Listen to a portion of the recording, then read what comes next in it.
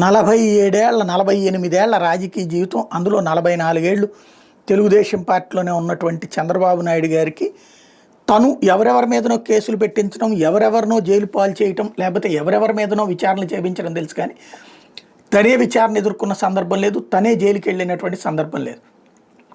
తొలిసారి జగన్మోహన్ రెడ్డి తనని 16 నెలల పాటు సోనియా గాంధీ జైల్లో పెట్టించలేదు, చంద్రబాబు నాయుడే ఆనాడు జైల్లో పెట్టించారు, సోనియా గాంధీతో కలిపి కుమ్మక్కై అన్నటువంటి కసి, ఆ కసికి ప్రతీకారంగా ఏదైతే చంద్రబాబు టైంలో జరిగినటువంటి స్కిల్ డెవలప్మెంట్ కుంభకోణానికి సంబంధించి, అది కుంభకోణం జరగలేదని తెలుగుదేశం, జరిగిందని చెప్పి వైసీపీ, ఆనాడు చివరికి కోర్టు అరెస్టు, ప్రాథమిక ఆధారాలు ఉన్నాయని జైలుకు పంపించడం, ఇదంతా జరిగిపోయింది.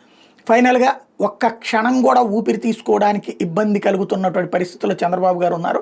ఆయన అనారోగ్యం కారణంగా, ఆయనకి నిరంతరం అంబులెన్స్ తోడుండాలి, అంతటి తీవ్ర అనారోగ్యం కారణంగా ఆయనకి బెయిల్ ఇవ్వడం అవసరం అన్నటువంటి వాదనలకి డాక్టర్లు ఇచ్చిన నివేదిక ఆధారంగా ఆయన బయటికి పంపించబడ్డారు, బెయిల్ తీసుకున్నారు. ఆ తర్వాత వారం రోజులకి రెగ్యులర్ బెయిల్ కూడా వచ్చేసింది, బెయిల్ మీద ఉన్నారు. అప్పటి నుంచి ఆగ్రహంతో రగిలిన తెలుగు తమ్ముళ్ళు, ప్రపంచవ్యాప్తంగా ఉన్నోళ్ళంతా ఒక్కటయ్యి ఫైనల్గా చంద్రబాబు గారిని అధికారంలోకి తీసుకొచ్చేందుకు చేసిన ప్రయత్నం 164 స్థానాలతో ఆయన అధికారంలోకి రావడం.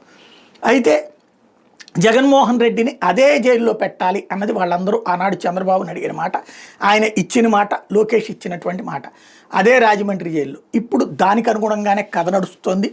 ఏదైతే లిక్కర్ కుంభకోణం అన్నటువంటి దాంట్లో ప్రాథమికంగా సిఐడి తీసుకున్నటువంటి సమాచారం కావచ్చు, లేదంటే ఎవరైతే సిట్ దగ్గర ఉన్నటువంటి సమాచారం ప్రకారం దాదాపుగా లిక్కర్కి సంబంధించినటువంటి దాంట్లో కొన్ని 100 కోట్ల రూపాయలకు సంబంధించినటువంటి సొమ్ము, అది ఈ క్యాష్ ట్రాన్సాక్షనా లేకపోతే వాళ్ళ పేరేమంటారు, మన డిస్టిలరీస్ యజమానులు ఇచ్చారా, అది ఇంకా ఎవరు రిపోర్ట్ వాళ్ళంతటగా వాళ్ళుగా నివేదికలు అయితే ఇవ్వలేదు. ఆ నివేదికల కోసమే ఎదురు చూస్తున్నారు. ప్రస్తుతం ఆ రాజకేశిరెడ్డి ఇంట్లో సోదాలు ఇవన్నీ పూర్తి చేయడం ఒక ఎత్తు అయితే, వాటిట్లో ఇంకా పూర్తి చేయడం కాదు, ఇంకా కొనసాగిస్తూ ఉన్నారు. వాళ్ళ వ్యాపారంలోకి పెట్టుబడులు ఎక్కడి నుంచి వచ్చినాయి, రాజకేశిరెడ్డికి అంతకుముందు పెద్దగా ఏం లేదు, కరెక్ట్గా జగన్ టైంలో తనని ముందు పెట్టారు, అప్పుడు రాజకేశిరెడ్డి వ్యాపారాలు బిగిన్ చేశాడు. అతనికి బిగిన్ చేసిన దాంట్లో అకస్మాత్తుగా డబ్బులు వచ్చి పడ్డాయి. చివరికి 300 కిలోల బంగారం కొన్నారు, ఏదో ఒక మహావీరు ఏదో సంథింగ్ ఒక బంగారు కొట్టు దగ్గర నుంచి అన్నటువంటిది ప్రాథమిక ఆధారాలు ఉన్నాయి. ఇప్పుడు దాని మీదనే రాజకేశిరెడ్డి ఆన్సర్ చెప్తే దాన్ని బేస్ చేసుకుని జగన్ అరెస్ట్ చేయాలని, రాజకేశిరెడ్డి ఏమో ఇంతకుముందు విజయసాయిరెడ్డి పేరు, మిథున్ రెడ్డి పేరు చెప్పినట్టున్నారు, అందుకని వీళ్ళకి నోటీసులు ఈలోపు వీళ్ళు తీసుకొచ్చింది. అయితే అసలు ఎఫ్ఐఆర్ ఆ పేర్లు పెడితే ముందుగా వీళ్ళు తప్పుకుంటారన్న ఉద్దేశంతో వదిలేరు.